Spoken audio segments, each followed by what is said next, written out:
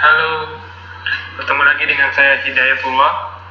Pada kesempatan ini saya akan menjelaskan berkaitan dengan Basic of Computing System atau lebih dikenal dengan dasar-dasar komputasi.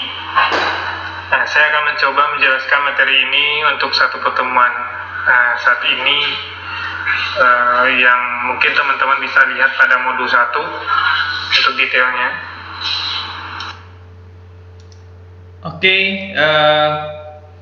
Pertemuan ini membahas antara lain berkaitan dengan CPU atau Central Processing Unit. Mungkin teman-teman semua sudah memahami ya, atau tahu lah CPU itu apa sih sebenarnya kan gitu. Terus kemudian juga berkaitan dengan operating system atau sistem operasi komputer yang secara garis besar mungkin teman-teman familiar Windows, kemudian Android, kemudian Linux dan lain sebagainya. Kemudian berkaitan dengan DBMS atau Database Management System. Kemudian berkaitan dengan Physical Security Control, Logical Security Control. Physical Security Control ini maksudnya di sini adalah pengamanan fisik terhadap komputer. Logical Security Control itu ada pengamanan logik, misalnya memberikan password, kemudian dan lain sebagainya. Kemudian berkaitan dengan lokasi pengamanan fisik dan pengamanan logik. Ini ada sebuah skema komputer. Skema komputer ini terbagi dari menjadi 3 layer ya. Pertama komputer itu sendiri, kemudian layer operating system dan layer application software. Komputer sendiri terdiri dari CPU. CPU itu adalah seperangkat hardware dan software, di mana CPU ini akan dihubungkan dengan berbagai devices lainnya atau hardware lainnya, seperti mouse, printer, keyboard, kemudian monitor, dalam rangka membantu user dalam melakukan aktivitasnya. Tapi sebelum itu sebuah komputer itu dioperasikan, maka komputer tersebut harus punya OS dulu, operating system, dan utility yang terkait dengan operating system tersebut. Operating system itu adalah menjadi dasar sebuah aplikasi nanti diinstal. Misalkan teman-teman familiar dengan Windows, maka teman-teman akan install Windows, atau familiar dengan Linux akan diinstal Linux. Nah, setelah operating system ini diinstal, barulah teman-teman bisa menginstal yang disebut dengan application software atau software aplikasi.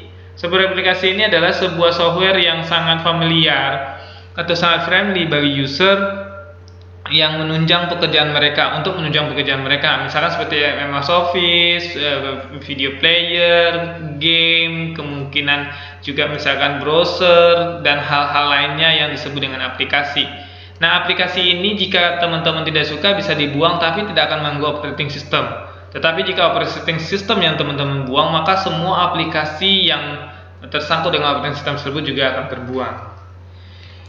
Kemudian kita lanjut ke Central Processing Unit. Ini adalah gambaran secara umum Central Processing Unit. Central Processing Unit itu terdiri dari control unit. Ada unit yang mengontrol jalannya sebuah proses dalam komputer. Kemudian ada arithmetic logic unit. Kemudian ada memory unit. Kalau teman-teman pernah dengar RAM, ini memory unit ini adalah RAM. Kemudian ada storage atau hard disk yang disebut dengan backing store. Nah, input atau data yang diproses menjadi output sebuah informasi itu diproses oleh Central Processing Unit.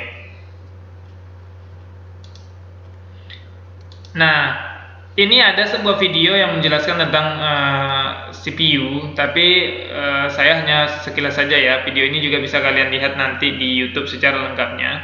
Di sini juga dia akan menjelaskan apa itu CPU, control unit, ALU atau arithmetical logic unit tadi. Nah, mari kita lihat bersama-sama.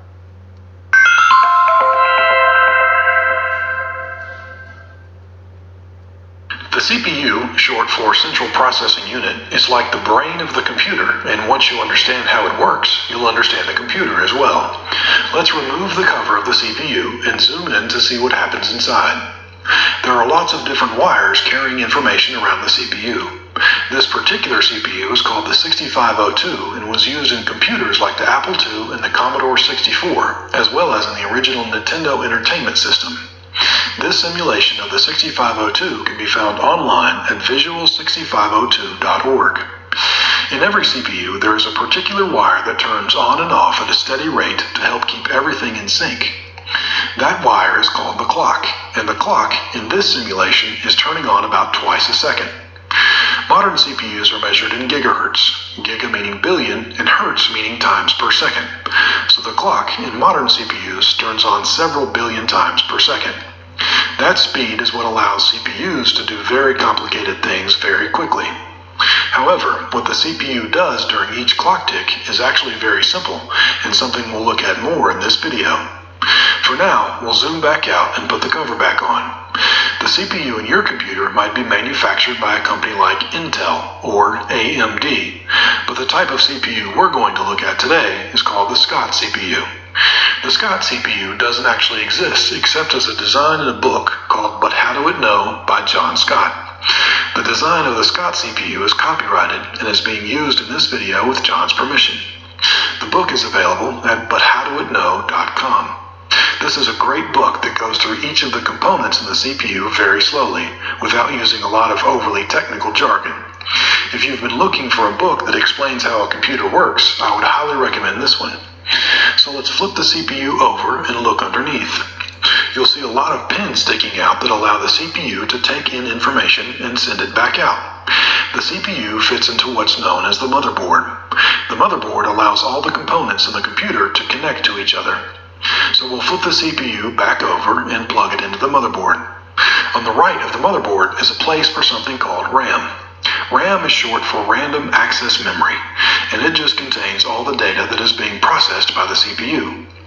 Let's learn a little bit more about RAM by looking at how the CPU and RAM interact. For now, we'll remove the wires on the left and move the motherboard over to make room for the RAM chip. RAM consists of a list of addresses, and at each of those addresses is a piece of data. The CPU normally requests and processes each piece of data from RAM in order, one after the other. However, if the CPU is instructed to pull data out of order, it can do so. That is why it's called Random Access Memory. The data can be accessed randomly if it needs to be, although normally it's accessed in order.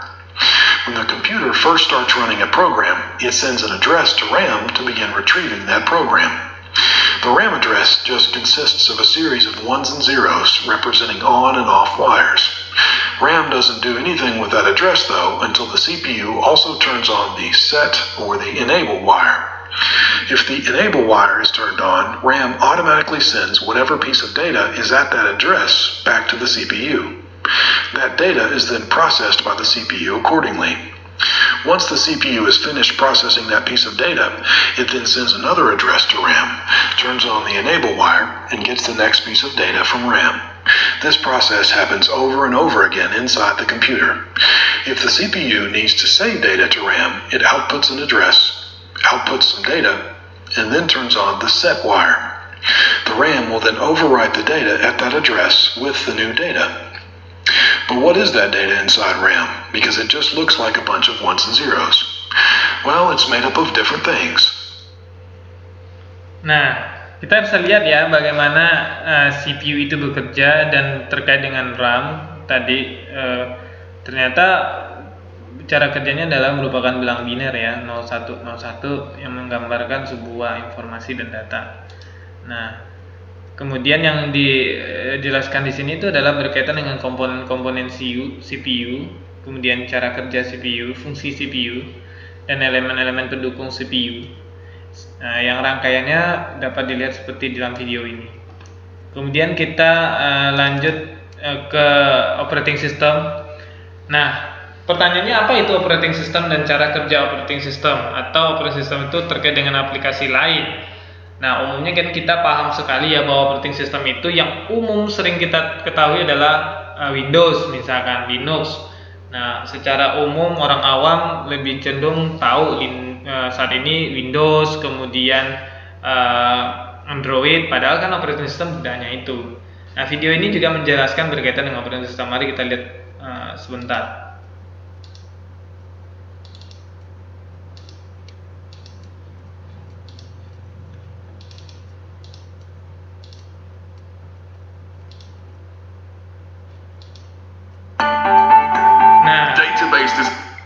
Di sini ada video yang dibuat Pertabelo berkaitan dengan database. Nah, database itu terdiri dari MySQL, SQLite, Microsoft SQL Server, Oracle, kemudian EMB, DBM, kemudian PostgreSQL atau Postgres, MongoDB, kemudian WebDNA, Apache Derby. Nah, ini dengan di video yang berbeda saya sudah menjelaskan satu-satu apa perbedaan, apa yang disebut dengan atau apa sih ya database ini gitu. Nah, video di Vertabelo ini menjelaskan bagaimana sebuah database itu terbentuk. Sebenarnya database itu terbentuk dari informasi-informasi dari sebuah subjek atau objek yang kemudian ditempatkan dalam bentuk tabel yang terdiri dari baris. Nah, baris dan kolom. Satu baris itu merupakan satu database. Mari kita lihat videonya berikut ini. Tutorial. Learn how to design databases with Vertabelo. Part 1. Tables. What is a database? A database is a place where we store the data. Structured data. What does it mean? Database structure is strictly connected to a physical entity we want to model. Let's say we want to store information about people, but first we must create a structure. To store the data, we need a table which defines what data we want to collect, the type of data, what data is mandatory, what data must be unique, etc. Tables define the structure of the data. The data is stored in rows. So in the table person, we will keep such data as social security number, first name, last name, date of birth, address, phone number, etc. Think of a table as a description of a data element in a single row. The table represents the kind of information stored inside its rows. Inside a database, we can have more than one table. For example, we might want to store information about people's cars. A car's description would be vehicle identification number, brand, model, production year, and so on. Now we've got two tables, person and car. In these two tables, we can store data about many people and many cars. In the next video, you will learn about columns and their data types.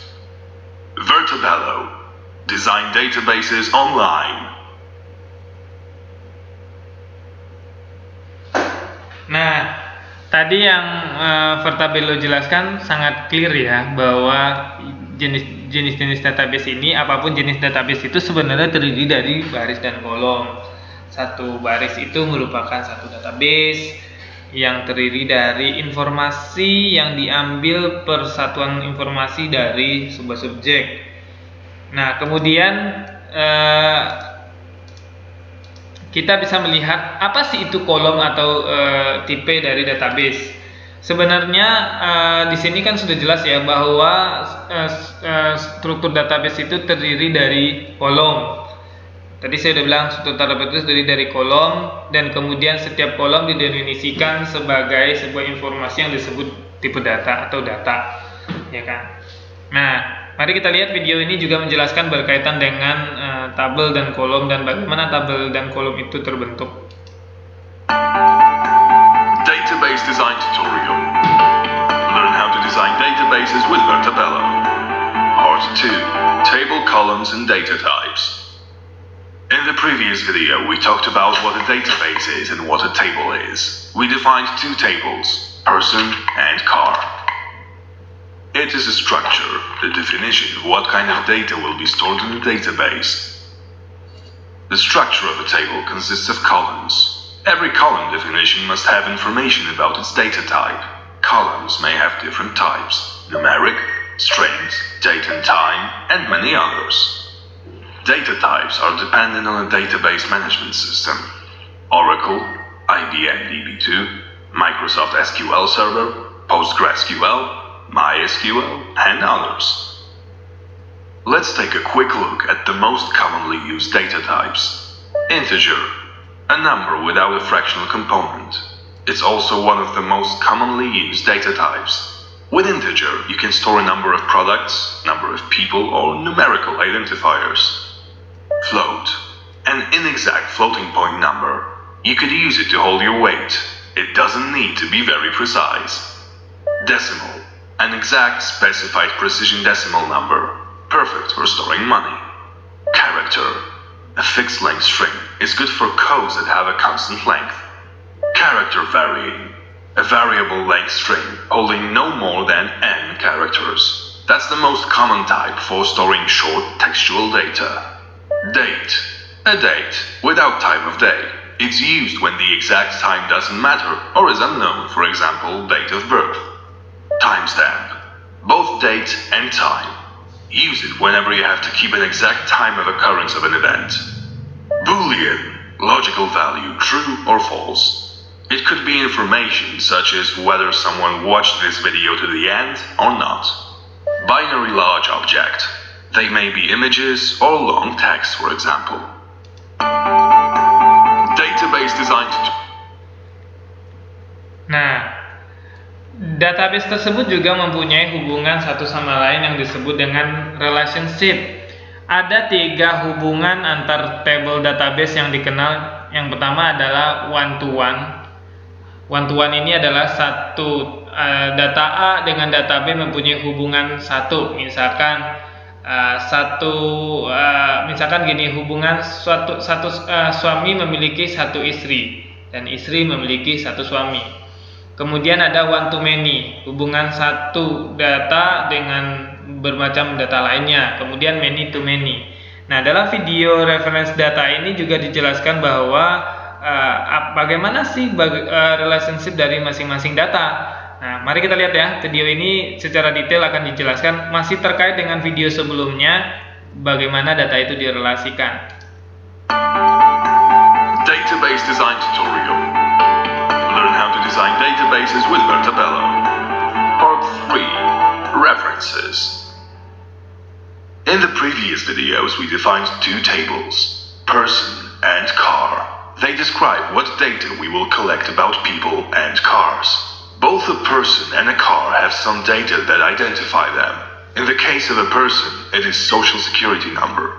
And for a car, it is a vehicle identification number. These are their identifiers. In this database model, there is no relationship between a person and a car.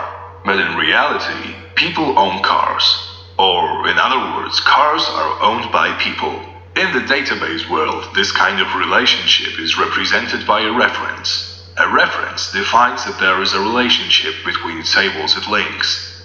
It also shows how they are related to each other.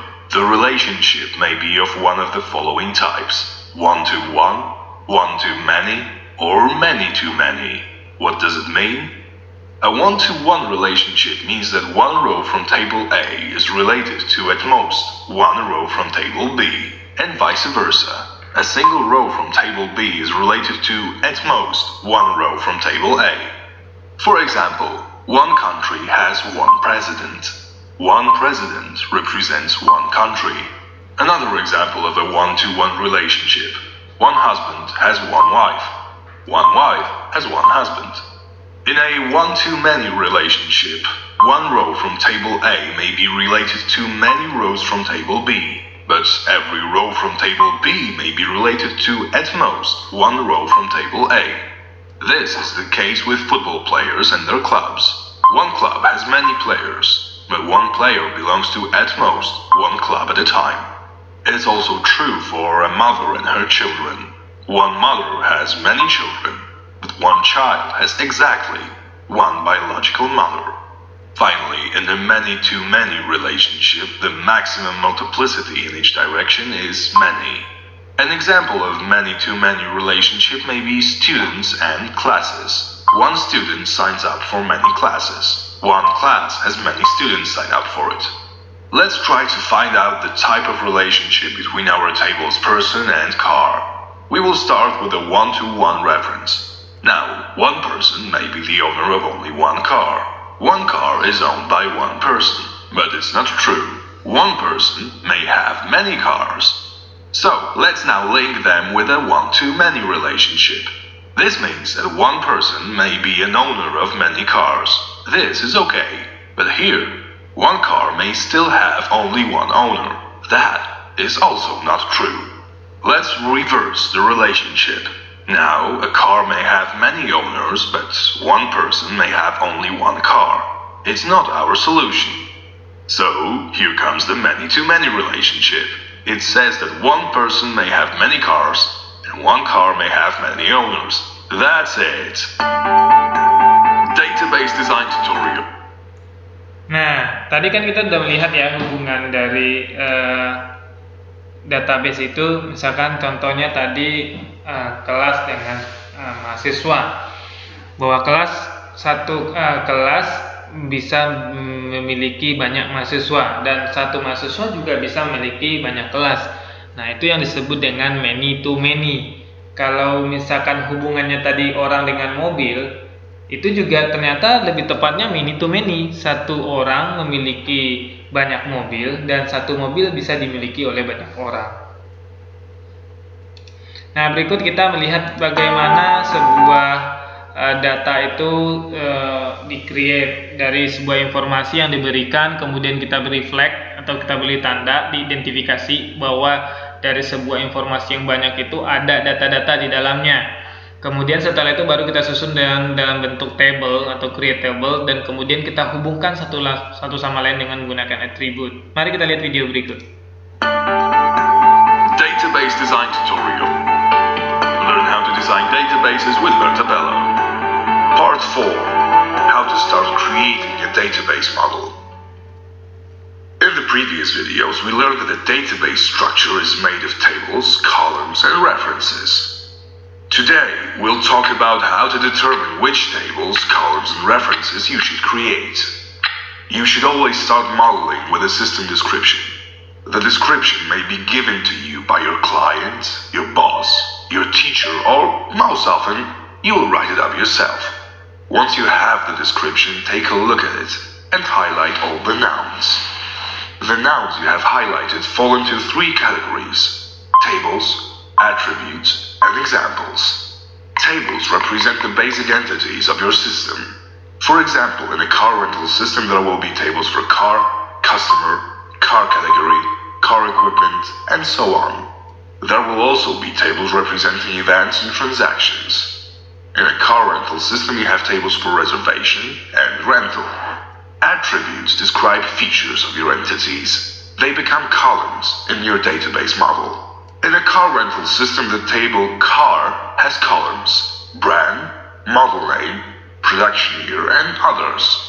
Examples help you understand data types and relationships between tables. When you create a model, first identify the tables, then add references.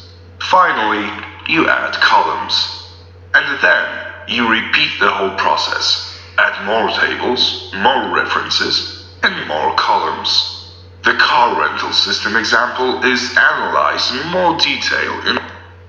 Nah, teman-teman udah tahu kan bagaimana sebuah informasi, misalkan kita dikasih sebuah informasi yang umum ya, misalkan sebuah tulisan atau paragraf yang menceritakan tentang sesuatu, kemudian kita identifikasi ada data di dalamnya, kemudian kita susun menjadi table-table. Ingat tadi adalah data digambarkan dengan table, satu row data, satu baris itu merupakan satu data. Nah, kemudian kita lihat slide berikutnya. Informasi yang sebelumnya yang sudah saya jelaskan mudah-mudahan bisa dipahami dan selamat belajar.